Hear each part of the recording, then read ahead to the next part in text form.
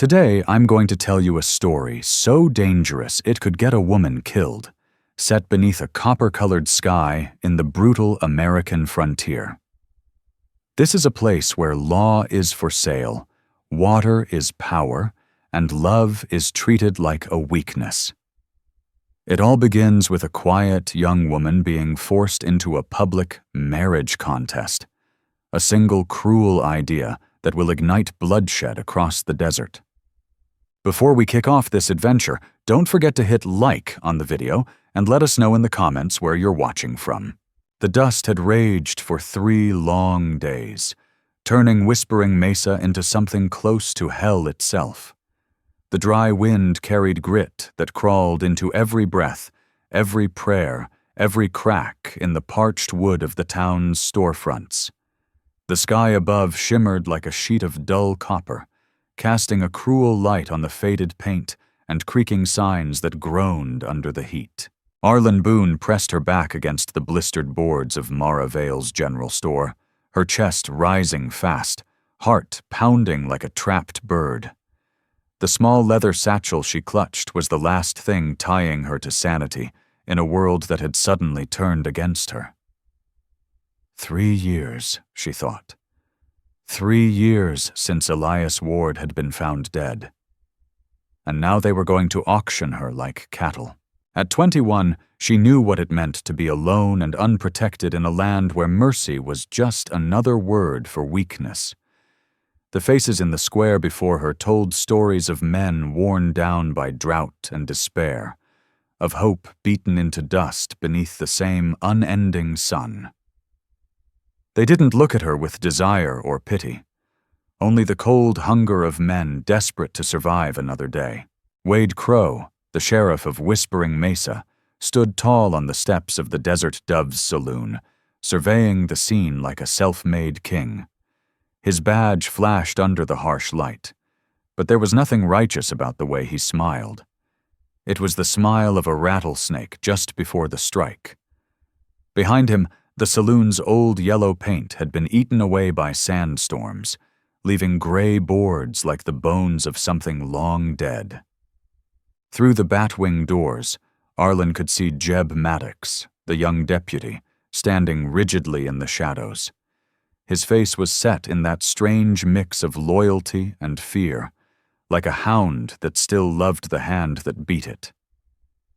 Strange, she thought bitterly, how devoted he is to a man everyone else obeys only out of fear. "Ladies and gentlemen of Whispering Mesa," Wade Crow called out, his voice smooth and oily, carrying easily over the restless crowd. "We gather here today to lend aid to one of our town's most vulnerable souls." That word, vulnerable, hit Arlen like a physical blow. She could see the flicker in the men's eyes, the silent calculation of her worth. The drought had starved the land, cracking the earth until it bled dust. From the crowd, 12 men stepped forward. Arlen recognized every one of them. Silas Tate, the wheat farmer, his wife Ada wasting away in their sod house. His clothes hung on him like rags, eyes sunken and hollow, like a man clinging to hope that had long since turned to smoke. Finn Danner, the lasso man, stood a little apart. His dark skin and quiet strength had earned him wary respect, but not acceptance. Freedom had come late for him, and he carried it like a heavy chain no paper could ever break. Colt Ransom, the rancher, looked anywhere but at her.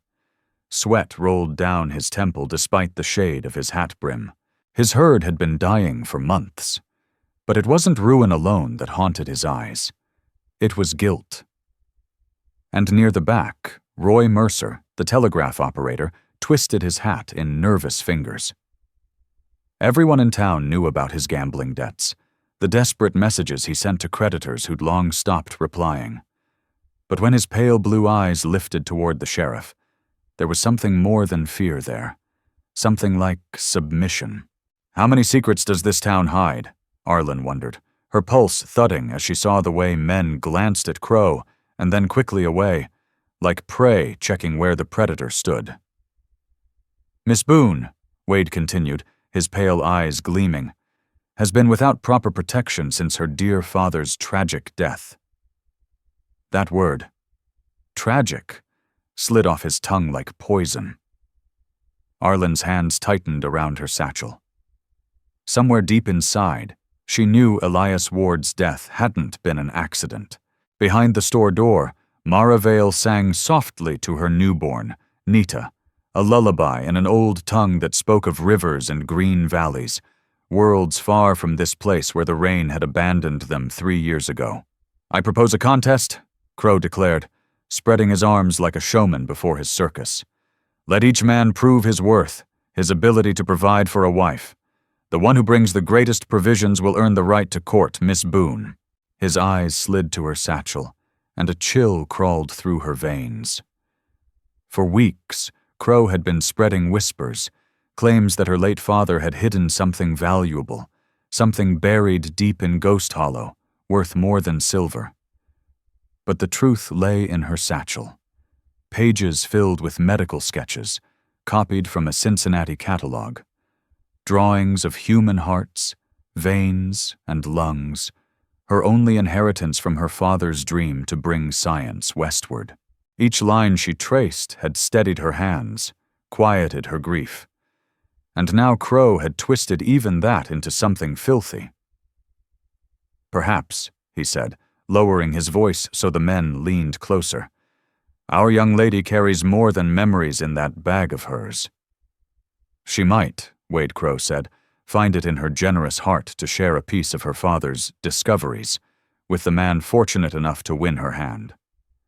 The crowd stirred, eyes glinting with feverish greed. Hunger had stripped them of their humanity, and desperation now drove them like wolves circling the weakest prey. Arlen Boone could feel their stares crawling over her skin. In those hollow faces, she saw what drought did to a man's soul, how the death of the crops could turn into the death of hope.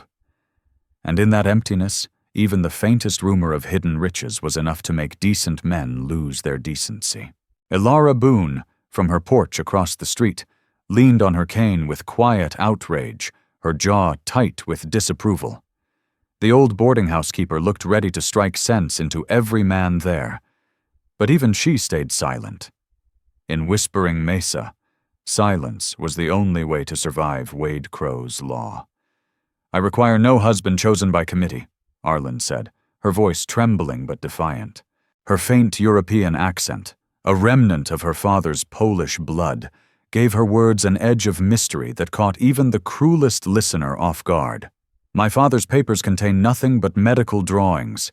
They are mine, and they will remain mine." Colt Ransom shifted where he stood, his jaw tight. He started to speak, then stopped, guilt flickering across his rugged face. Whatever burden he carried, it was eating him alive. Crow smiled thinly, the kind of smile that made a woman's blood run cold. "Now, Miss Boone," he said in that condescending tone he saved for anyone who dared talk back. "A woman alone faces dangers she can't even begin to imagine. Surely you would prefer the protection of a worthy man, someone capable of unlocking the true value of your inheritance." The word inheritance hung in the air like the spark of a match dropped into dry brush. Arlen saw its effect immediately. Men's eyes sharpened, filled with greedy calculation. This wasn't an act of kindness. It was a trap. A performance meant to corner her into marriage and give Crow access to whatever he imagined Elias Ward had hidden away. Roy Mercer, the pale, nervous telegraph operator, took an awkward step forward. "Sheriff's right, Miss Arlen," he muttered, voice reedy and uncertain. "A lady shouldn't be left alone in times like these. A man's got a duty to protect womenfolk." There was something off in his tone, not loyalty, but fear, desperate eagerness. Whatever Wade Crow had on him, it must have been enough to make the man sell his own soul. Then, hoofbeats. Slow at first, then building like thunder rolling over dry earth. The sound broke the tension like a whip crack. Heads turned. A dozen Red Mesa Braves appeared at the ridge north of town, their horses cutting through the dust like spirits of the desert. The air shifted, charged, electric, alive. At their head rode Taza Kainoa, an Apache warrior whose name carried the weight of both fear and reverence from the border towns to the far canyons. He wore no war bonnet, only the scarred buckskin armor of the Tocola, the Kit Fox society of his people. Each eagle feather woven into his gear marked a story of courage carved into both legend and memory. Old battle scars traced his chest beneath the beadwork vest. His dark eyes swept over the scene with the cold patience of a hunter sizing up his prey. Beautiful, Arlen thought, before shame burned her cheeks. This was no time for such thoughts. And yet, there was something about him, a force that refused to bow to any man's rule. At 28, Taza Kainoa rode with the unshakable bearing of a man who had never known defeat. His paint horse, a stallion the color of burnished copper, moved with restless grace beneath him, responding to the slightest shift of his knees. The square fell silent as the Red Mesa Braves lined up across from the saloon. Even the wind seemed to stop. Taza's gaze swept the crowd before fixing on Arlen Boone. The connection hit her like lightning, not ownership, not pity, but recognition. He saw her. As a person, as an equal. "This gathering ends now," Taza said in flawless English, his voice deep and steady, not a plea but a command. The woman chooses for herself, or she chooses nothing. Wade Crow stepped forward, hand twitching toward the revolver on his hip. Behind him, Jeb Maddox stiffened, his youthful face burning with a strange, protective anger. "This is a private matter," Crow said coolly, keeping his composure though the sweat gleamed at his temple. "Your people have no right to interfere in the lawful business of civilized folk." A shadow crossed Taza's face, something darker than fury. Pain. Old and deep. Arlen saw it, even from 20 feet away. She'd heard whispers of Cialatea, his sister, forced into marriage with a settler and dead before her 20th spring. The memory of her suffering had branded itself into Taza's heart, shaping his unyielding vow that no woman, Apache or white, would ever be forced into chains again. Every movement of Taza Kainoa spoke of a man who had seen what happens when love turns into ownership, when protection becomes possession, and a woman's freedom becomes her cage. "The woman will speak," Taza said calmly, switching into the Apache tongue as his gaze found Arlen Boone once more. His words were formal, but beneath them was something rare, genuine respect, an offer of protection that demanded nothing in return except her right to choose. Arlen caught enough of his meaning to understand. She'd learned bits of the Apache language from old 10 Wolves, a weathered trapper who often told stories by the stove in Mara Vale's store through the long winters. But what mattered most wasn't the words. It was what she heard behind them, a promise that she was seen, not as property, but as a person. "He sees me." The thought nearly brought tears to her eyes. "No." Her voice trembled at first, but then found its strength. She replied in halting Apache, then repeated in English so everyone could hear. "I belong to no man who would trade me like goods at an auction." The declaration cracked through the air like gunfire. Several men shifted, suddenly aware that the prize they'd gathered to compete for was slipping away before the contest even began. Taza's mouth twitched, not a smile, but something close. Wade Crow's face, however, turned the color of iron, his rage burning through the thin mask of civility. The whole of Whispering Mesa seemed to hold its breath. The buildings leaned like eavesdroppers, shadows deepened under every porch, and eyes watched from the cracks in the saloon shutters. Then Silas Tate spoke, voice cracking under the weight of desperation. Maeda's sick. Needs medicine bad. They say there's silver up in those hills. If you got knowledge of it, if it could save her." He faltered as Arlen's wide blue eyes met his, filled not with greed, but confusion. Silas wasn't a villain, just a good man cornered by drought and grief. His pain pierced through Arlen's fear like a blade. "She's got nothing but sketches," Colt Ransom cut in hoarsely, his words stiff, unnatural. "Drawings of hearts, veins, organs. Sheriff said they might lead to something, but—" His voice died, and sweat traced a path down his cheek. He dared not finish under Crow's stare. Arlen saw the tremor in his hand. What does he know that he's too afraid to say? Beside Crow, Jeb Maddox moved closer, a protective stance that felt too personal, too practiced to be mere duty.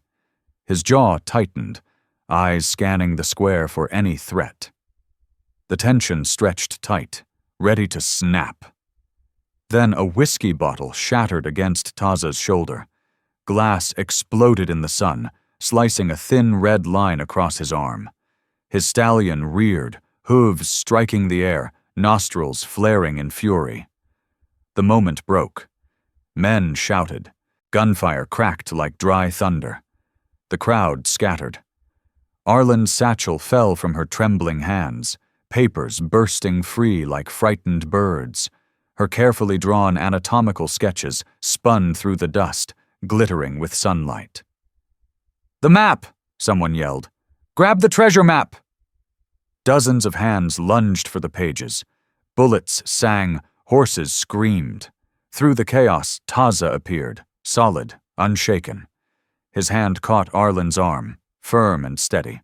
For a heartbeat, they stood frozen amid the storm, his dark gaze locked with hers, a silent exchange that drowned out the chaos. "Safe," her heart whispered. "For the first time since Papa died, I am safe." Then Taza pulled her up with effortless strength, setting her astride the stallion before him. Her arms wrapped instinctively around his waist as he spurred the horse into a full gallop toward the cottonwoods at Coyote Crossing. Behind them, Whispering Mesa exploded into chaos. 12 desperate men, one furious sheriff, and a band of Red Mesa braves clashed in a storm of bullets, fists, and flying lassos. Across the street, Clara Hart, the town's only doctor, flattened herself against the wall of the Mercantile, clutching her medical bag to her chest. At 42, she'd left Boston to find a place where her skill would matter. A world where a woman's steady hands meant more than her corset strings. Now dust clung to her gray dress, and gunfire sang over her head like angry hornets. "Get down!" Finn Danner shouted, diving behind a water trough, his lasso spinning with precision toward Jeb Maddox, who was taking aim at the fleeing riders. Despite Crow's slurs and scorn, Finn had earned quiet respect through skill and dignity that no hatred could break. His freedom had been bought with blood spilled at Antietam and Gettysburg, yet still, he fought every day for a different kind of liberty. Now he was risking it all again, defending the very people who too often refused to see his worth. Across the street, Lila Wren, the unmarried schoolteacher, grabbed 2 terrified children and dragged them into the safety of Red Creek School. At 37, she had never found a man willing to match her mind, but she had found purpose, the kind that gave her courage to stand between gunfire and the next generation of the West. Her quick thinking, the instinct of a woman who had long since learned to fend for herself, had saved more than one life during the violence that too often tore through their isolated town. As Lila Wren dragged the heavy oak desk across the doorway of Red Creek School, she whispered prayers in the Latin her father had once taught her, hoping that God might still remember a place that seemed to have forgotten him entirely. The gunfire didn't last long, only a few minutes, but when it ended, Whispering Mesa looked like a battlefield. In the middle of the chaos stood Wade Crow, face flushed purple with fury, boots grinding over the scattered papers that had caused it all, Anatomical sketches, hearts, veins, and arteries fluttered across the dirt, but his imagination twisted those lines into treasure maps. He could not see the science in them, only the possibility of wealth. Beside him, Jeb Maddox stayed close, his young face pale, breathing ragged. His pistol trembled faintly in his hand as he scanned the rooftops for danger, the loyalty in his posture something more personal than duty, something born of blind faith or shared sin. "Mount up!" Crow roared, spittle flying. "That half-breed took what's ours, and by thunder we'll have her back before sunset." Ours. The word rang like a curse. It revealed everything. That Crow had never seen Arlen Boone as a woman, only as a possession to be used, controlled, and profited from. From behind a toppled barrel, Roy Mercer emerged, his face pale as chalk. His hands shook as he gathered loose papers from the dirt. "Sheriff," he stammered, voice reedy and uncertain, "what if she really don't have nothing? What if we're chasing ghosts?" Crow turned that cold smile on him, the kind that made men step back without realizing they'd done it. "Then we make our own treasure, Roy. We make our own truth. That's what men with vision do. We create opportunity where others see none." Out by the cottonwoods near Coyote Crossing, Taza Kainoa's warriors had formed a tight defensive ring. Their horses stamped restlessly in the shimmering heat, while their riders scanned the ridges for dust, the first sign of pursuit. The air shimmered with heat mirages, and the smell of dry sage hung heavy. Into that circle strode Clara Hart, her gray skirts dusty, her face steady. She had followed them from town without hesitation, her instinct as a doctor stronger than her sense of fear when she saw the dark stain spreading on Taza's shoulder from the broken bottle. "Let me see that wound," she said briskly, her Boston accent cutting through the stillness. Taza studied her a moment, wary but respectful, then extended his arm. The cut was shallow but jagged. Clara cleaned it with carbolic acid, her movements swift, practiced, precise, no trembling, no hesitation. "Why did you step in back there?" she asked, wrapping the bandage tight. Her tone was curious, not accusing. "That woman, she isn't your kin. You risked your life for her." Taza's jaw tightened. For a long moment he didn't answer. When he finally spoke, his voice was low, heavy with sorrow. "A woman forced into marriage dies by inches," he said quietly. "First her spirit fades, then her heart. I have seen it. I will not see it again while I live." As he spoke, a memory crossed his eyes. Sialatea, his sister, laughing by the river, weaving baskets beneath the sun, then pale and broken in a settler's cabin, her soul crushed by a man who'd called her wife, but treated her like a prize to be displayed. The rage that memory carried still burned in him, quiet but consuming. A few yards away, Arlen Boone sat on a fallen log beneath the shade, her fingers trembling as she tried to steady her breath. The world around her still rang with echoes of gunfire, but somehow, for the first time in years, her heartbeat was calm. For 3 years, her sketches had been her anchor. After her father, Elias Ward, died in what everyone called a mining accident, she had thrown herself into those drawings, the delicate precision of heart valves, arteries, and chambers copied from her medical catalogs. Every stroke of ink steadied her hand and her grief. But now she knew. That accident had never felt right, and when Crow spoke of her father's tragic passing, the poison in his tone had told her more truth than he'd intended. "They think my drawings are treasure maps," she said bitterly, half laughing through the tears stinging her eyes, as if Papa hid silver veins in the anatomy of a human heart. Taza's gaze softened.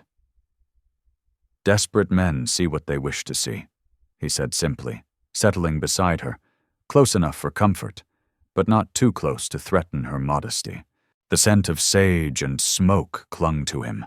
His skin, bronzed by years of sun, carried the faint shimmer of sweat and dust. Up close, Arlen saw the lines at the corners of his eyes, the marks of a man who'd spent his life reading the land, the wind, the silence before battle. He's magnificent, she thought, heat rising in her cheeks before she could stop herself. Taza turned slightly, studying her with quiet curiosity. "What do you see in these drawings?" he asked, his tone gentle, inviting her to speak. Arlen bent down and picked up one of the sketches that had blown against the log, a precise illustration of the chambers of the heart. Her father's notes still marked the margins in careful script. When she held it out to him, her hands no longer trembled. "I see how the blood moves," Arlen Boone said softly, tracing the inked veins with her fingertip. "Every vessel connects, flowing in perfect rhythm, as if the body itself were a song the Almighty once wrote and never finished." Her voice steadied as she spoke, the tremor in her hand fading the longer she focused on the lines she knew by heart. "When I draw, my hands grow calm. My mind finds peace, even when the world is falling apart." Taza Kainoa studied her in silence, his dark eyes thoughtful. He noticed the faint shake in her fingers, the careful way she gripped the page, not with weakness but with mastery born of defiance. His respect for her deepened, shifting into something more personal. "Your hands are not cursed," he said finally, his tone low and absolute. "They move to a rhythm the rest of us can't hear. That is no flaw, Arlen. It's a gift from the ancient ones. A sign you were meant to heal, not merely survive." Warmth spread through her chest at his words, the kind that melted fear. She looked at him, the hard line of his jaw, the quiet strength in his eyes, and the memory of how gently he had lifted her onto his horse. He hadn't gripped her like a possession. He'd shielded her like something sacred. So this is what safety feels like, she realized. Not the absence of danger, but the presence of someone who truly saw her. "Riders approaching from the north," one of the Red Mesa braves called out in Apache. The spell shattered. Men reached for their rifles. Taza rose, scanning the horizon. But the rider wasn't an enemy. It was Silas Tate, slumped over his horse, blood seeping through his trouser leg in slow, steady pulses. His face was gray, his breath ragged, a man half dead from pain and desperation. "Please!" he gasped as Clara Hart hurried forward, her medical bag already open. "Ada, my wife, she's dying. I just need whatever's in them papers. I can't afford laudanum, can't stop her pain." Arlen's heart clenched. The man wasn't cruel, just desperate, broken by love and loss, victim to Wade Crow's poison. Clara worked fast, tearing strips from her own petticoat to bind the wound. It wasn't fatal, but it would keep Silas from riding far. His suffering, and the madness in his eyes, told them all what this greed was doing to their town. Taza exchanged a look with his warriors. No words, just a silent understanding forged by years of fighting side by side. They couldn't stay exposed at Coyote Crossing, not with Crow and his men surely gathering for pursuit. But neither could they abandon a man bleeding in the dust. "Good people are dying because one man's greed has poisoned their hearts," Taza said finally. "We can't ride away from that." "Back to town?" one of the braves asked, disbelief in his voice. Taza nodded. "Not to hide," he said. "To bring the truth into the open. A man who trades a woman's freedom for silver will have darker sins to uncover." "That's suicide," Clara warned, glancing up from her patient. "Crow owns that town. The law, the guns, the people's fear. They'll shoot first, ask later." "Then we change their minds," Arlen said suddenly, surprising even herself. Her voice was firm now, her fear burned away by resolve. "We'll show them who Wade Crow really is, what he's done to this place, and to my father." She met Taza's eyes across the clearing. In them she saw not just fire, but understanding. He didn't see her as fragile or foolish. He saw her as equal. "Together, then," he said simply. The word carried the weight of a vow, a promise forged in the dust and danger of the frontier. None of them could have guessed the storm they were riding into. By the time they reached the outskirts of Whispering Mesa, the sky had split open with the fury of heaven itself. Rain came down in sheets, turning streets to rivers of mud and washing away the dust of 3 long, bitter years. Lightning clawed across the horizon. Thunder rolled through the valley like a war drum. Horses stumbled in the rising current, and the air filled with the roar of floodwater. Within minutes, the desert was transformed, the same parched earth that had begged for rain now trying to drown them all. Taza urged his stallion forward, fighting the sucking clay beneath its hooves. Arlen clung to his waist, soaked to the bone, her hair plastered against his back. Together they made for the abandoned livery stable at the edge of town, their only refuge against a storm that felt less like weather and more like judgment. Lightning cracked across the sky, spilling pale light through the gaps in the roof as if heaven itself had opened its eyes. Inside the abandoned livery stable, shadows jumped like restless spirits. Damp straw, rotting timbers, and the sour smell of mold filled the air. But it was dry, and for now that was blessing enough. Outside, the rain hammered down like the wrath of a vengeful god, turning Whispering Mesa's dusty streets into roaring streams of mud. "We can't stay here long," Clara Hart said, wringing rainwater from her skirts while checking Silas Tate's bandage. "Once Wade Crow realizes we came back instead of running for the desert, he'll turn this town inside out looking for us." Through the cracks in the warped boards, they could see the glow of lanterns cutting through the storm.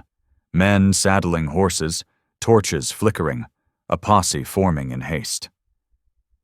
Crow's kind didn't rest when power was at stake. He was a man who would burn the world to keep his grip on it. "He won't stop," Arlen Boone whispered, her stomach twisting with dread. "Whatever he believes my father left behind, he'll kill for it before he lets it go." Before anyone could answer, the door creaked open, and Lila Wren slipped inside. Soaked to the bone, gray hair plastered against her temples, but grinning with that fierce spark of a woman who had finally decided she'd been silent long enough.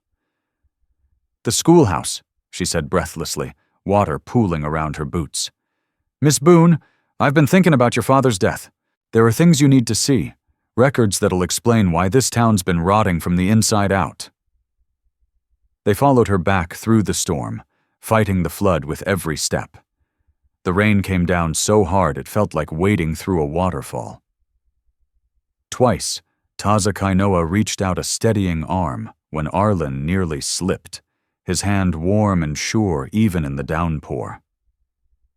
At Red Creek School, Lila led them down into the small cellar she had turned into an archive of sorts. Candlelight flickered over water-stained ledgers, town records, and stacks of yellowing papers spread across crates. The storm outside thundered like cannon fire, but within that dim little room, the only sound was the soft rasp of paper turning. "Here," Lila said, pointing to a line in the old record book. "The day after your father died, Crow filed a claim for water rights on Willow Creek, the same stream that runs through your family's land. Only dependable water source for 20 miles. Arlen frowned, her wet hair dripping onto the pages. "But those rights were my father's. They came with Ghost Hollow when he bought the claim." "Not if you weren't recognized as his heir under territorial law," Clara said slowly, dread tightening her voice. "Arlen, were you and your father ever formally registered as citizens when you came from Poland?" The question hit like a blow. For a moment she couldn't even breathe. We were, she said faintly. At first. But the papers were lost that first winter. The flash flood that nearly took our cabin. Papa said we'd get new ones once we had enough money. Lila's expression turned grave. Then in the eyes of the law, you might not exist, which means your inheritance, the mine, the water, none of it's legally yours. It all reverts to whoever files first after his death. Arlen's knees went weak as the truth fell into place, like pieces of a cruel puzzle. Crow hadn't just stolen her father's claim. He had erased them both. Every tragedy, every humiliation of the past 3 years had been part of a design more sinister than she could have imagined. He didn't just kill Elias Ward for his silver, Clara murmured, eyes dark with fury. He built a way to steal his name, his work, even his daughter's life. Arlen stared at the ledgers, tears mingling with the rainwater still clinging to her face. The marriage contest had never been about charity. It was insurance, a way to control her through the guise of law. There's more, Finn Danner said grimly from the doorway where he stood guard, his silhouette lit by flashes of lightning. His voice carried the weight of old guilt and long-buried truths. I've been thinking about that night at Ghost Hollow. Crow sent me to town for supplies, claimed it was urgent, kept me gone near 3 hours for a trip that should have taken 30 minutes. He swallowed hard. By the time I got back, the mine was gone, caved in, or so he said. But now I know. He wanted me gone. Didn't want witnesses. Arlen's breath hitched. The image of her father alone in the tunnels, trusting, hard-working, unaware, tore through her like a knife. He was murdered, she whispered, the words trembling in the lamplight. And Crow made sure no one would ever know. Thunder rolled above them, the storm outside rising to a roar, as if the heavens themselves were raging at the truth. A low voice came from the shadows near the stairs. Someone else was there that night. Every head turned as Colt Ransom stepped into the lamplight, drenched, pale and trembling like a man who'd carried a ghost on his back for years. His hat dangled from shaking fingers, his eyes hollowed by sleepless nights and buried guilt. The only sound was the steady pounding of rain on the roof, loud enough to feel like the heartbeat of the storm itself. I was there, he said quietly. I saw what really happened to your father, Miss Boone, and I've been rotting in shame ever since. Arlen Boone froze, her pulse hammering in her ears. You saw my father die? Colt nodded, tears mixing with rain on his weathered face. I was hunting up near Ghost Hollow that night, tracking a wounded buck. The trail led me close to the mine. That's when I heard voices, your father and Wade Crow, arguing hard. Couldn't make out all the words, but it was heated. Then, he paused, rubbing a trembling hand over his face. Then I heard another sound. Metal against wood, a saw. The silence in the cellar thickened. I crept closer, Colt went on hoarsely, and saw Crow himself in the main tunnel, sawing through the main support beam. Not enough to drop it right then, just enough to make it give under pressure later. He knew what he was doing. He meant for it to look like an accident. A strangled gasp escaped Arlen. Her chest tightened until she could barely breathe. Your father was deep in the east shaft, Colt said, voice shaking. He never heard the sawing, never even knew what was coming. He died believing he was safe. Arlen pressed a trembling hand to her mouth. It hurt, but it also brought a flicker of peace. At least he hadn't known, hadn't faced his end in fear. I should have stopped it, Colt rasped. Should have yelled, should have done something. But I didn't. I froze, Miss Boone. I let a good man die to save my own miserable hide. Crow threatened you, Taza Kainoa said, his tone half statement, half accusation. Colt gave a broken laugh. Threatened? He promised to ruin me. Said if I ever breathed a word, my ranch would rot and my family would starve. He had proof of my stupidity, Photographs. Me drunk and foolish with one of the desert doves. He said he'd show them to my wife, my kids. I was weak, and he knew it. Arlen's stomach turned. So many lives, twisted by one man's greed. Before anyone could answer, a new sound rose above the storm, the pounding rhythm of hooves splashing through mud, growing louder by the second. "They've found our trail," Clara Hart said, already gathering her medical kit, her calm voice masking the urgency in her eyes. Taza moved to the window slit, peering out through sheets of rain. Lanterns bobbed like fiery eyes in the darkness, dozens of them. "At least 20 men," he murmured. "Crow's men. We're outnumbered 4-1. "Then we run," Lila Wren said, though her voice trembled with doubt. "Live to fight another day." But before anyone could move, another sound rumbled through the night, deep, heavy, and wrong. It wasn't thunder, it was the earth itself groaning. Taza's head snapped toward the north. The roar grew louder, rolling through the valley like the breath of something ancient awakening. The storm had been swelling the creeks for hours, and now Coyote Crossing was overflowing, carving new paths through rock and soil. Arlen's eyes widened. "The mine," she whispered. "If Crow weakened the beams, and now all that water's pouring through the hills." A distant, thunderous crash split the night. Then came the unending roar of water tearing through the mountain.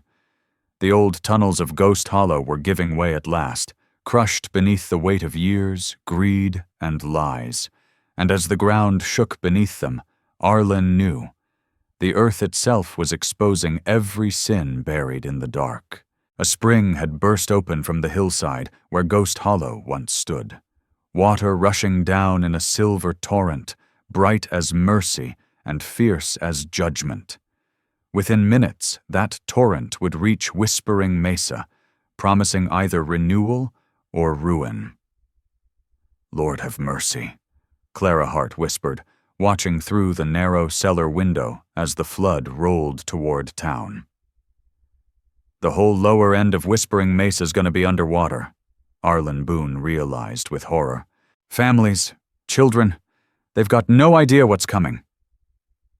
Her gut twisted, guilt rising hot in her chest. "We came here for justice," she thought, "but justice means nothing if innocents drown for our fight." "We have to warn them," she said, pulling on her rain-slick coat, voice trembling but fierce. "Whatever happens with Wade Crow, I won't let decent folks die because of his greed, or our silence." Before anyone could move, the door at the top of the cellar burst open.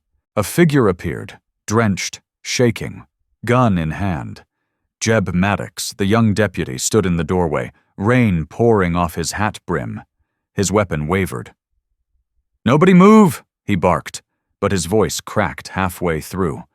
Fear, conflict, and shame warred across his face. "Sheriff's orders are to bring you all in alive," he stammered, "for questioning."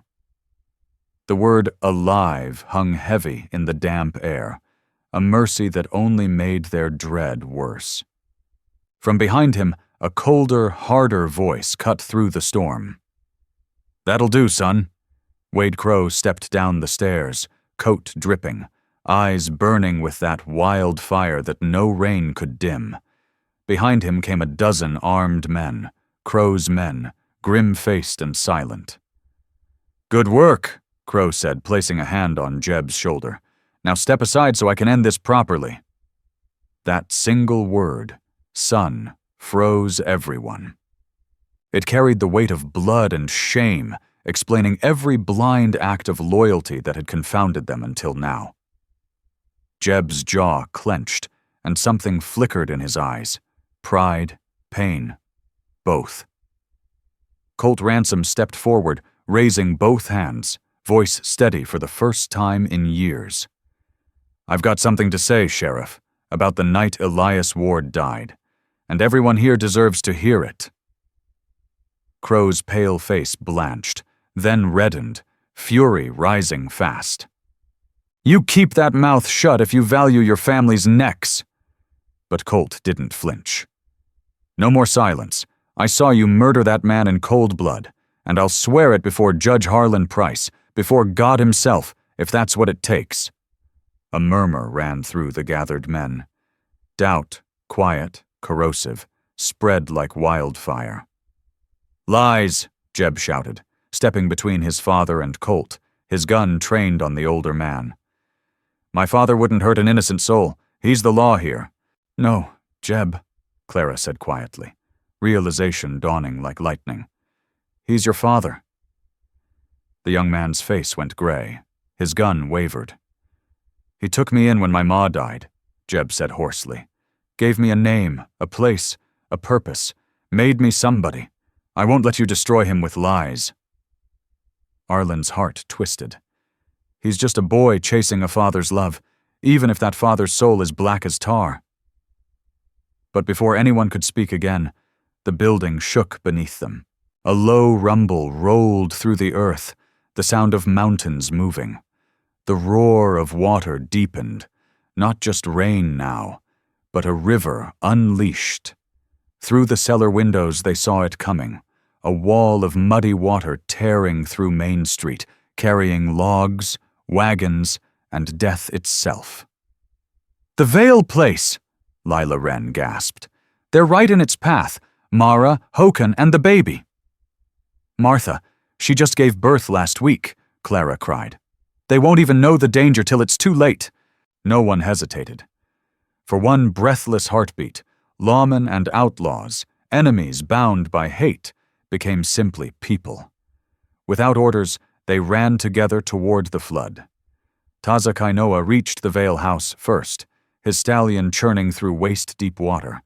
He pounded on the door, shouting above the storm in English and Apache alike, his voice raw and commanding.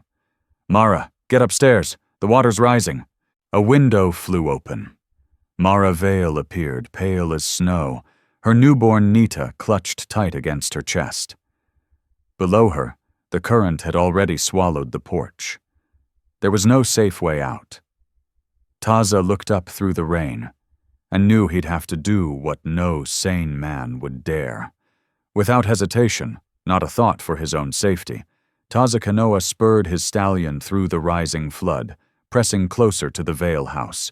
The powerful horse slipped and fought against the current, yet obeyed every command, trusting the man on its back completely. "Hand me the baby," Taza shouted through the roar of the storm, his voice cutting through wind and rain. "I'll get you both to higher ground before the worst of it hits." It was a moment that froze time. An Apache warrior risking his life for a white woman and her newborn, while the men sworn to protect the town, stood frozen, paralyzed by fear and prejudice. Mara Vale hesitated for only a second. Then, with trembling courage, she passed her child, little Nita, through the upstairs window into Taza's waiting arms. He caught the infant with impossible steadiness, tucking her securely against his chest before urging Mara herself to climb onto his horse's flank. The stallion snorted, muscles straining as it climbed through the churning waters toward the ridge. From a few yards away, Arlen Boone watched with her heart pounding so fiercely it hurt. But what filled her wasn't fear. It was awe. Here was a man whose strength existed not for dominance, but for protection, whose courage came from compassion, not rage. A man defined not by hatred of others, but by love for the innocent. God help me, she thought, realization crashing through her like lightning. I'm falling in love with him. And instead of terror, warmth spread through her chest, a flame no storm could drown. The rescue continued with desperate urgency. The Red Mesa braves threw themselves into the floodwaters, risking life and limb to reach the trapped. Even a few of Crow's men joined in, their humanity briefly overwhelming their leader's poison. But the fragile truce shattered when a figure appeared through the downpour, pale, trembling, rifle in hand. Roy Mercer, The telegraph operator stepped from the shadows like a ghost come to settle old debts. "I can't let you destroy my brother," he shouted, voice shaking as he aimed his rifle straight at Colt Ransom. "Wade's all I've got left in this world. I won't see him hanged for doing what he had to do to survive." Arlen's stomach twisted. "Brother?" The revelation hit like a thunderclap. How many sins has this cursed town buried under blood and lies? Crow's eyes widened in genuine surprise, then narrowed in calculation. "Roy, you fool! Get out of here before—" The rifle cracked like the sky splitting open. Colt staggered with a cry, clutching his shoulder as blood darkened his shirt. But the gunfire exposed Roy's position, and the Red Mesa Braves moved as one, trained warriors acting without hesitation. Two of them, Nantanayoka and Dasan Nech, charged through the rain, their war cries slicing the thunder in half. They were young, brave, and full of promise. Men Taza loved like brothers. Roy fired again, panic blinding him. The bullet struck Nantanayoka in the chest, sending him tumbling from his horse into the black water below. Taza's scream tore through the night. "No!" Arlen's heart broke at the sound, pure agony, the cry of a man watching his family die. Dasan Necha reached Roy Mercer first, slamming him to the ground with a savage swing of his war club. The crack of bone echoed even over the storm. Roy went still, but the damage was already done. A good man lost, his blood joining the flood that tore through Coyote Crossing. The storm showed no mercy. Whispering Mesa's main street had become a roaring river. Barrels, wagons, and shattered furniture raced past, the detritus of a town being washed clean of its sins. Still, the survivors fought on. Taza's warriors, now fewer, soaked and grieving, pressed back into the flood to rescue more townsfolk. And beside them, Arlen worked shoulder to shoulder, dragging frightened children and frail elders toward higher ground. Every life saved felt like defiance, a small victory against the chaos devouring their world. During one rescue, helping old 10 wolves from a collapsing cabin, Arlen's foot slipped in the mud. The current caught her, dragging her toward the torrent that would have swallowed her whole. Taza was faster. He caught her around the waist, pulling her hard against his chest. His heart pounded under her palm, strong and alive, and for a moment the storm vanished, only his breath, warm against her ear. "Stay close to me," he murmured, voice rough and low.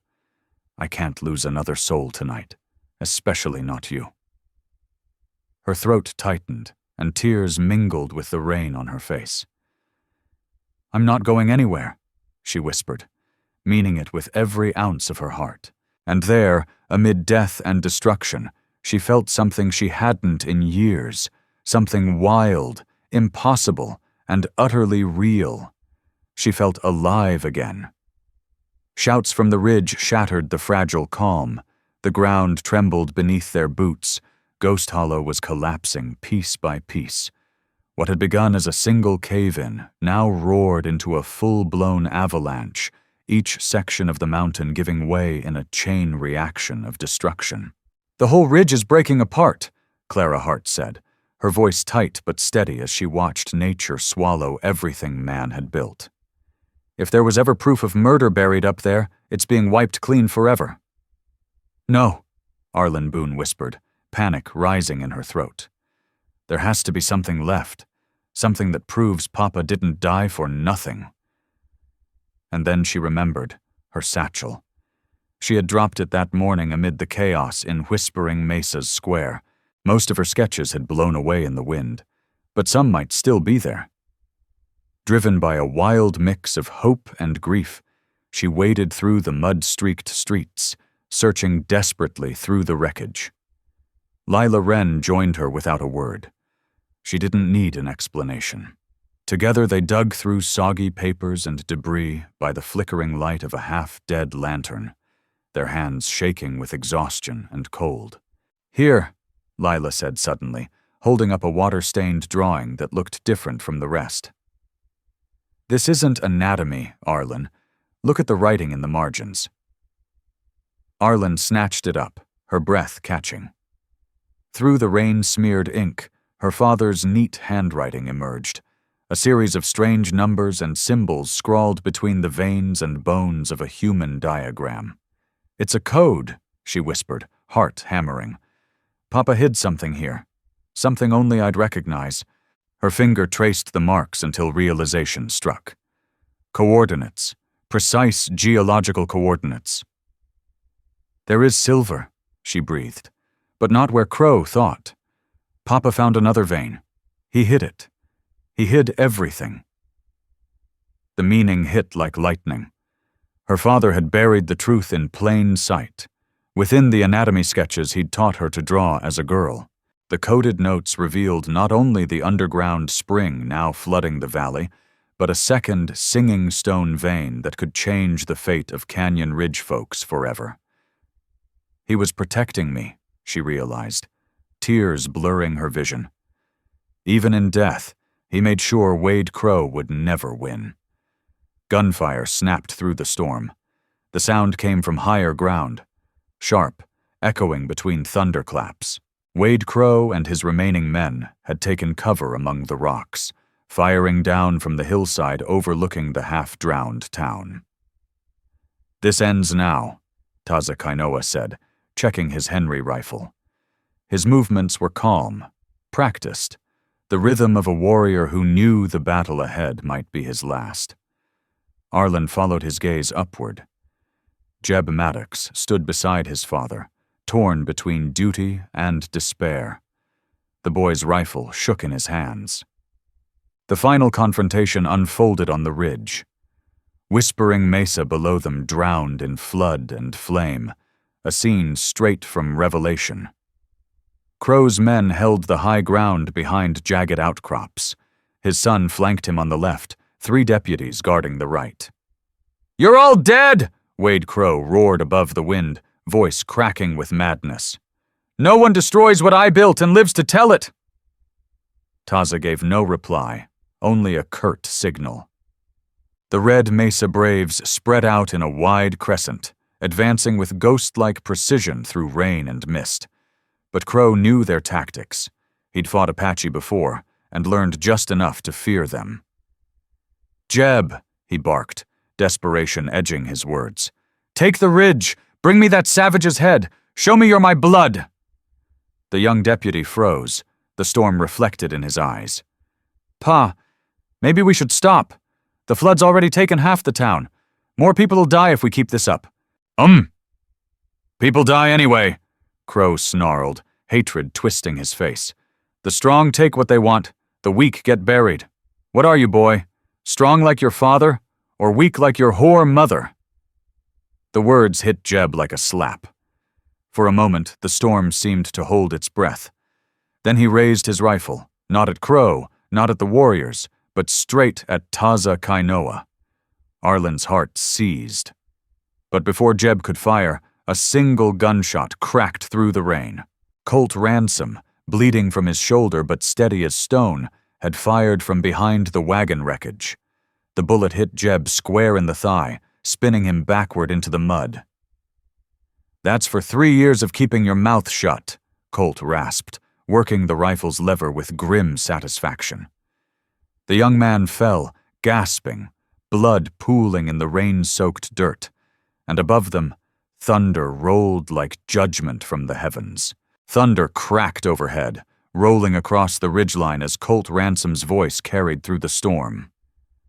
"I stayed silent when I should have spoken," he shouted, fury laced with years of guilt. "I won't stand here and watch you kill another decent man for a father who ain't worth the powder to blow him to hell." The shot he'd fired wasn't fatal, but it was enough. Jeb Maddox went down hard, clutching his bleeding leg. And that single wound shattered what little reason Wade Crow had left. The sheriff howled with rage, firing wildly into the storm, bullets sparking off rocks, ricocheting into the mud, madness twisting his face into something unrecognizable. His empire, his lies, his control. It was all crumbling around him. One stray bullet found its mark. Dasan Neksh, circling for a flank, cried out as the slug tore through his chest. He staggered, still trying to raise his rifle, his battle cry echoing through the rain before a second shot from one of Crow's men ended him. Taza's heart clenched. Two brothers gone, Nantanayoka and now Dasan Neche, both taken by one man's greed. The loss seared through him, grief and rage colliding like fire and lightning. The Red Mesa Braves moved with silent fury, closing in on Crow's position like wolves tightening a snare. Escape was impossible. But Crow still had one weapon left, one more evil trick in his arsenal. As Taza Kainoa emerged from cover, lining up his rifle for the killing shot, Crow lunged and grabbed his wounded son, shoving the cold barrel of his Colt .45 against Jeb's temple. "Back off!" Crow screamed, his voice raw and broken. Rain and spit flew from his lips. "All of you, back off, or I'll scatter his brains across this hillside." Jeb looked up at his father, horror dawning in his eyes. "Pa, don't," he whispered hoarsely. "Don't make this worse than it already is. Please." "Shut your mouth!" Crow barked, pressing the gun harder against his son's head until the steel left a mark in his skin. "You're my blood, boy. You do what I say, when I say, till the day I die. That's what family means." Even now, facing death and damnation, he saw his own child as nothing more than property to command and discard. Arlen Boone watched, disgust turning into something deeper, something close to pity. There's no love in him, she thought. Only hunger, the need to own, to dominate, to destroy. But Jeb saw it now, too. The truth of the man he'd served, the monster behind the badge. And something inside him snapped. With a sudden burst of strength, Jeb rammed his elbow into his father's ribs and rolled free from the pistol's aim. "I ain't your property," he shouted over the wind, his voice breaking, but clear. "I'm a man with a soul, and I'd rather die doing right than live serving your greed." That moment of defiance was all Taza needed. His Henry rifle cracked once, the sound sharp and final. The bullet struck true. Wade Crow jerked backward, shock twisting his face. The Colt slipped from his fingers, clattering uselessly against the rocks. He staggered, clutching his chest as blood bubbled at his lips. "You think you've won," he rasped, voice barely audible over the storm. "But there's others who know my business. They'll finish what I started. You'll never be rid of me." Arlen knelt beside him, rain and tears streaking her face. "What others?" she demanded. "What business, Wade?" He laughed, a low, bitter sound like poison. "Ask the town. Ask about the letters, the debts, the tin-type photographs. Every one of them belongs to me." And with that, the sheriff who had terrorized Whispering Mesa for years died choking on his own blood, alone, surrounded by the wreckage of the lives he'd ruined. Arlen stared down at him, the truth settling like lead in her chest. "He wasn't just a thief," she murmured. "He was a blackmailer. He owned this town with fear." The storm began to ease, its fury spent. The floodwaters slowly drew back from Coyote Crossing, revealing the battered skeleton of a town below. Half the main street was gone, swept clean into the valley. Houses lay broken, walls caved in. But by some miracle, no innocent lives had been lost. They had fought together, Apache and settler, outlaw and deputy, and somehow saved what mattered most. In the days that followed, Whispering Mesa began to heal. As Lila Wren and Clara Hart sorted through Crow's effects, they uncovered box after box of evidence, tin-type photographs of respected men tangled with the desert doves, records of gambling debts, land theft, and extortion. Every secret the sheriff had used to control the people of the town was laid bare under the harsh light of day. And for the first time in years, Whispering Mesa began to breathe free again. Arlen Boone sat among the scattered papers, her hands trembling as she turned each page. The deeper she read, the clearer it became. Wade Crow had owned nearly every soul in Whispering Mesa. Through blackmail, secret debts, and threats, he'd kept the town chained in silence. It wasn't loyalty that bound them. It was fear. The real shock came when Lila Wren pried open a steel box from Crow's safe. Inside were several birth certificates, each bearing his signature. Not just Jeb Maddox. There were 4 others, children he'd fathered and abandoned across the territory. Wade's corruption wasn't just written in the law or blood. It was written in flesh, a legacy of shame and ruin that would stain generations to come. Yet not all discoveries were grim. When Clara Hart carefully examined the coded sketches recovered from Arlen's satchel, she realized the markings weren't random. Deciphered with the help of a local geologist, they revealed far more than a hidden vein of singing stone. Arlen's father, Elias Ward, had charted the underground water tables that stretched beneath Coyote Crossing and Ghost Hollow, a network that could keep the valley alive for decades. Her breath caught. Papa wasn't just a miner, she thought, tears blurring her sight. He was a scientist, a dreamer, someone who believed the land's true wealth lay not in what you take, but in what you protect. 2 weeks after the flood, a traveling circuit judge rode into town. Judge Harlan Price, a wiry man with a lined face and eyes that had seen too much frontier justice. He listened to testimony under the open sky, the town gathered in the square among broken timbers and mud-stained memories. This wasn't just about guilt or innocence. It was about the soul of Whispering Mesa. Colt Ransom told his story with quiet conviction, describing what he'd witnessed on the ridge, the murder, the cover-up, the greed. His account matched the coded notes in Elias's journal, which showed the foreman's betrayal had been planned long before the cave-in. "It's plain as daylight," Judge Price declared, his voice carrying across the crowd.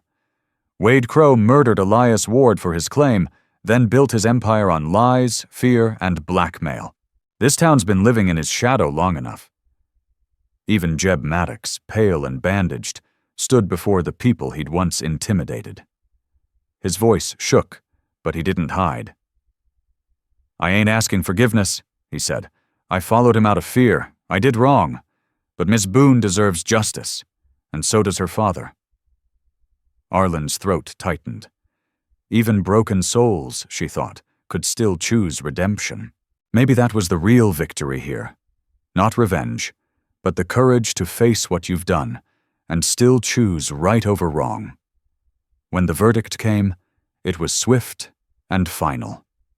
Crow's property was seized and returned to the townsfolk he'd robbed.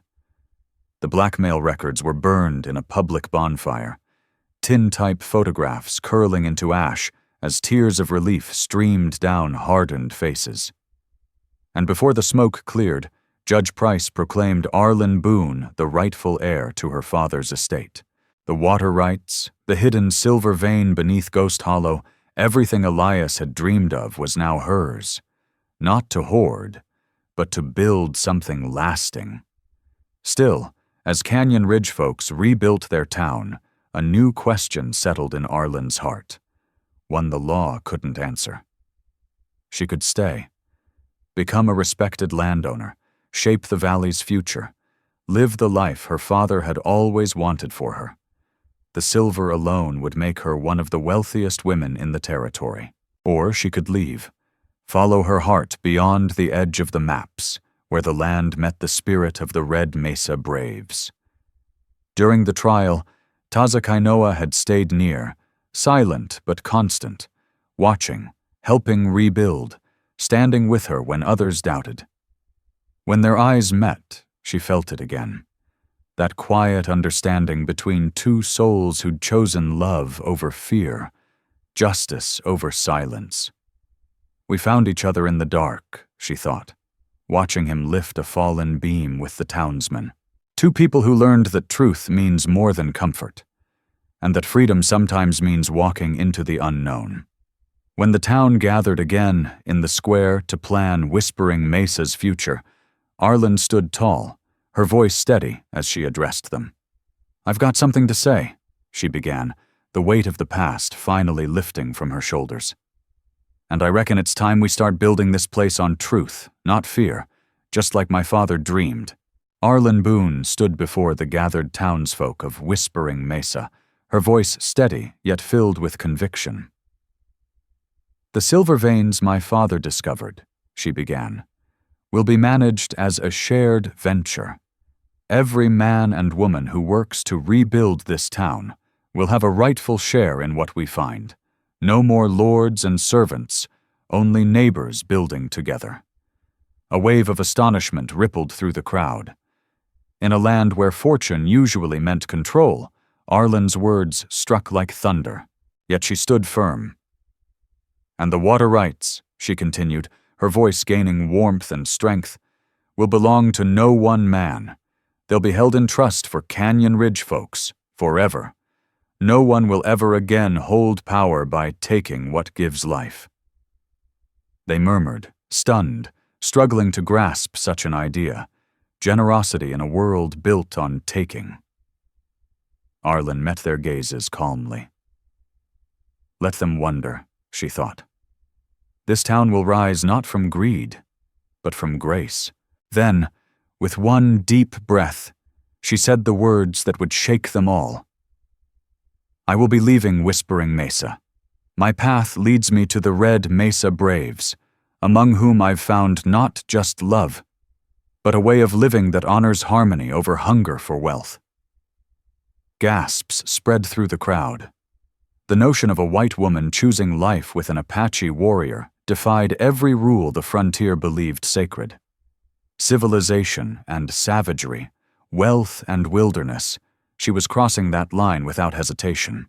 Clara Hart, ever the careful observer, spoke first. "Arlen," she said gently, "are you certain of this? The road you're choosing is rough, and it won't lead you back." "All good roads are rough," Arlen replied, a soft smile in her tone. "But the worth of a life isn't measured by ease. It's in whether our struggles serve something greater than ourselves." From the back, Lila Wren rose, eyes shining. "Then it's the bravest choice I've ever heard. Love over comfort, truth over expectation. The world needs more of that." Arlen looked across the faces, confusion, admiration, judgment, but the ones who mattered, she saw, understood. She was following the same calling that had driven her father, to build bridges where others built walls. 6 weeks later, Whispering Mesa bloomed with wildflowers, and a wedding unlike any other was held at sunset. Arlen wore her mother's old silk dress, the one that had survived storms and migrations. Taza Kainoa, her Apache warrior, stood beside her, not in war gear, but dressed in ceremonial feathers of peace, each one representing a vow to protect life, not take it. Old Ten Wolves, granted blessing by the tribal council, officiated, his hands trembling slightly as he spoke words that bound two worlds together. Clara Hart, calm and proud, stood as Arlen's witness in her gray dress, while Lila Wren scattered fresh wildflowers gathered from Coyote Crossing, blooms that had grown from the very ground once flooded by despair. Then came Jeb Maddox, limping from his wounds yet walking taller than ever. He approached the couple with a leather-bound journal in hand. "Miss Boone, or should I say Mrs. Kainoa," he said, stumbling over the words. "I found this hidden under the floorboards of Crow's office. Figured it belongs to you." Arlen's breath caught. Her father's diary. Inside were notes, sketches, and words she'd never seen before. Jeb's voice softened. "He wrote about you. Said he was proud, that you'd do more with his work than he ever could, that you'd make something better." She opened to the last page. The ink had faded, but the love behind it hadn't. My dearest Arlen, if you read this, I'm gone. Don't let grief turn you cold. Use what I've left you to bring people together, not to build walls between them. The world needs hearts like yours, steady, brave, and unbroken. Tears slipped down her face, but this time they were not of sorrow. They were a release, a blessing fulfilled. As night fell, Canyon Ridge folks danced under lantern light with Red Mesa braves, laughter and music weaving through the desert air. Arlen moved among them, switching easily between English, Apache, and the soft Polish her mother had taught her. 3 worlds at peace, united at last. In the glow of the fire, Taza Kainoa reached for her hand, and she knew she'd chosen right. Not the easier path, but the one that would echo for generations. Under the lantern glow fading over Whispering Mesa, Arlen Boone watched laughter ripple through the campfires. Folks from town and warriors from the Red Mesa Braves shared roasted corn and old stories, while their children, brown, white, and copper-skinned alike, chased each other through the grass, their giggles rising like music beneath the wide western sky. This is what Papa dreamed of, she thought, heart swelling. Not fences or fear, but bridges strong enough to carry all of us across what divides. Later, when the fires burned down to glowing embers and the valley settled into a long overdue peace, Arlen and Taza Kainoa walked hand in hand toward the stream that now wound gently where the cursed shafts of Ghost Hollow once ran. The moonlight shimmered over the flowing water, turning it to liquid silver, more precious than any vein of singing stone hidden beneath the hills. "Do you ever regret it?" Taza asked softly, his deep voice barely rising above the murmur of the stream. Arlen smiled faintly, her fingers tightening around his. "Not once," she said. "I spent years hiding behind fear, afraid to live, afraid to fight for my own name. I let others tell me who I was, what I was worth. But not anymore. I'm alive now, Taza. I make my own choices. I love the man I choose to love. There's no regret in that." They stood together in the quiet, listening to the soft, eternal rhythm of the water, their silhouettes framed by the starlit vastness of the frontier.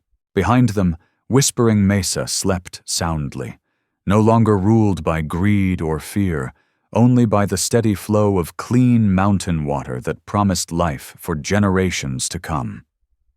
The silver still slept beneath the ridges, patient and untouched, waiting for the right kind of hands to honor it.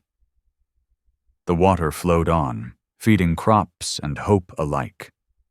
But the truest treasure, Arlen knew, wasn't silver or land. It was truth. And truth had finally been spoken. "Fairy tales always end with happily ever after," Arlen murmured, gazing up at the constellations wheeling above them. "But real life doesn't stop when the story ends. There'll be storms again, and loss, and trials we can't yet imagine." Taza turned to her, his expression steady and full of warmth. "And we'll face them," she continued, "side by side. Equals, partners, never possessions. We'll stumble and rise again. That's what makes living real." He nodded, his thumb brushing her cheek in quiet agreement. "The children born here," she whispered, "will grow up knowing something we never did. That love has no color. That strength isn't about power but kindness. That what you give means more than what you keep." Her voice softened. "And they'll learn that no one, no man, no law, no fear, has the right to choose a person's path, but their own." Dawn crept across the desert horizon, painting the sky in gold and crimson. They turned toward their cabin on the ridge, where smoke curled gently from the chimney. The stream kept singing behind them, carrying their story forward, a song of rebirth and courage, of a people who had learned to choose truth over comfort, hope over despair. Inside their small home, Arlen's old anatomical sketches lay folded in a cedar box, not as relics of grief, but reminders of what it meant to heal. Some things, she had learned, could never be controlled, only understood with time and faith.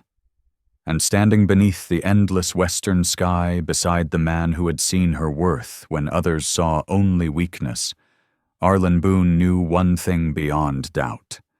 Love, wild, imperfect, and enduring, was the one force strong enough to turn any ending into a beginning. Finally, let me send my deep thanks to you. Thank you for listening, and for allowing this story to speak to your heart. The Wild West still holds countless truths, some painful, some tender, all worth remembering. Stay with us, subscribe, comment, and invite others to discover these untamed stories. From our hearts to yours, thank you for being part of this journey. Aviso legal. Disclaimer. Each story shared here is produced for storytelling enjoyment. Certain scenes may include fictional or dramatized elements inspired by historical circumstances. Although AI tools assist us in visuals, narration, and script development, the emotional tone, editing, and quality control are conducted by people to ensure meaningful experiences. We fully uphold YouTube's policies, using no deceptive recreations or impersonations of real individuals. All creative resources are properly licensed. Unauthorized copying, re-uploading, or remixing is not permitted. Thank you for supporting the effort behind every episode we create.